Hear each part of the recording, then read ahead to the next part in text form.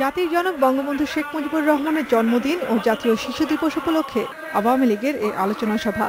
ক্ষমতাসীন জোটের নেতারা বলেন, বাংলাদেশ মুক্তিযুদ্ধের চেতনায় জেগে উঠেছে, আর কোনো অপশক্তি এই অগ্রযাত্রাকে রুখতে পারবে না। আলোচনায় প্রধানমন্ত্রী ও আওয়ামী লীগ সভানেত্রী শেখ হাসিনা অভিযোগ করেন, বিএনপি জামাত জোট দেশের সাধারণ মানুষের বিরুদ্ধে যুদ্ধ ঘোষণা করেছে। যে দল মানুষ পুড়িয়ে মারে সে দলকে কি করে মানুষ ভোট দেয়? যে দল এদেশের ধ্বংস চায় সে দলকে কি করে ভোট দেবে? সেই দল কি করে এদেশের মানুষ করে? তারা এদেশের স্বাধীনতাই মেনে নিতে পারে নাই। যে যারা এদেশের স্বাধীনতাই মানতে পারে নাই, তাদের কি অধিকার আছে দেশে রাজনীতি করার? খালেদা জিয়ার বিরুদ্ধে মামলা ও গ্রেফতারি পরোয়ানার উল্লেখ করে প্রধানমন্ত্রী বলেন, আইন ও সংবিধান মানলে বিএনপি নেত্রী এতদিনে আদালতে আত্মসমর্পণ করতেন।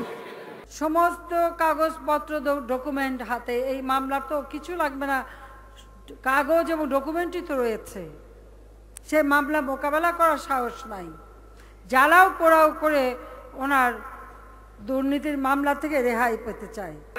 এভাবে মানুষ পুড়িয়ে মেরে বিএনপি নেত্রী কিভাবে জনগণের মঙ্গলের কথা ভাবেন তা নিয়েও প্রশ্ন তুলেন প্রধানমন্ত্রী। আজ পর্যন্ত ছেলের কবরটা দেখতে যায় নাই। ছেলের জন্য যেটু দোয়া খায় পড়বে সেটাও না। হ্যাঁ, ওনার দোয়া পড়ার সময় আসলো কোন দিন? যেদিন কোর্টে হাজিরার দিন, সেই দিন মনে পড়লো ছেলের 40 করতে হবে। আন্দোলনের নামে যারা দেশ জুড়ে সন্ত্রাসবাদ ও জঙ্গি কর্মকাণ্ড চালাচ্ছে তাদের বিরুদ্ধে জনমত গড়ে তুলতে আওয়ামী লীগ ও সহযোগী সংগঠনের নেতাকর্মীদের প্রতি নির্দেশ দেন শেখ হাসিনা। যারা আগুন দিয়ে পুড়িয়ে মানুষ পেয়েছে তার ক্ষমা বাংলাদেশে নাই। এই জঙ্গিবাদের নাফিজা দৌলা, ইন্ডিপেন্ডেন্ট নিউজ, ঢাকা। বাংলাদেশের জঙ্গি